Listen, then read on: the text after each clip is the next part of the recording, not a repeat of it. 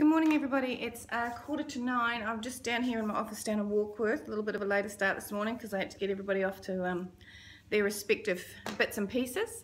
So I just thought I'd make a comment about, there's two things that have come up over the last sort of 24, 48 hours. First of all is Bill English saying that blaming unemployed New Zealanders for being unemployed because apparently they're all drug-addled and they're lazy.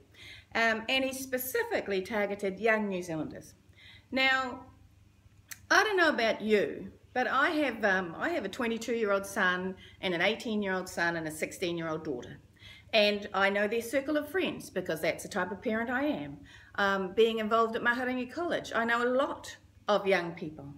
And to make that statement in such a wide sweeping generalisation and use it to justify bringing in the number of people that could fill Rotorua in a year, just flabbergasts me. What a stupid thing to say. And based on what? Based on one person's experience, based on a couple of employers saying that this was what their issue was. For goodness sake. And then to use it, as I say, to justify immigration just blows the mind. Here's another one, though, too, that's come out. And it's a call by the Sunset Party, the ACT Party, that's on its way out, to shut every state school that is failing. Well, first of all, what do you mean by failing? Here's the first thing. So what do you mean by failing? Because, quite frankly, their idea of success is completely different to all the parents that I know. The parents that I know have a much more holistic understanding of success, because not every student is going to be a rocket scientist, and not every student, however, is going to be a tradesman. But in there somewhere, there is a place for everyone. But one of the other things that the leader of this Sunset Party refers to is anecdotal evidence. Again, I think there was somebody on the radio that rang in to say that, you know, he had judged all education of young people by the fact that a 17-year-old was in a post office and had to ask for assistance to know where to put the stamp and how to address the envelope. Well, shock horror, actual physical post, snail mail, is a thing of the past.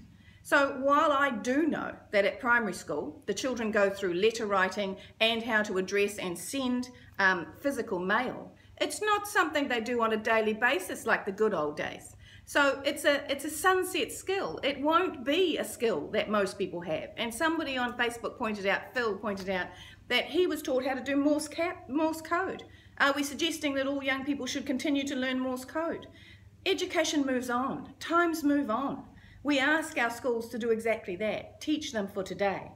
But I would challenge the leader of that Sunset Party to tell me how many of these young people who are in prison, who can't read and write, where were they raised? How often did they go to school? Were they transient? Were their parents unable to find employment? Were their parents living in a car?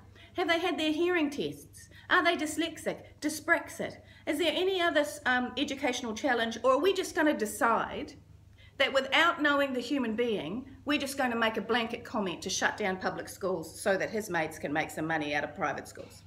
And charter schools are private schools, but paid for by you, the taxpayer. So those were two big things that really obviously got on my goat in the last 48 hours. So I thought I'd share my thoughts with you. See ya. Bye-bye.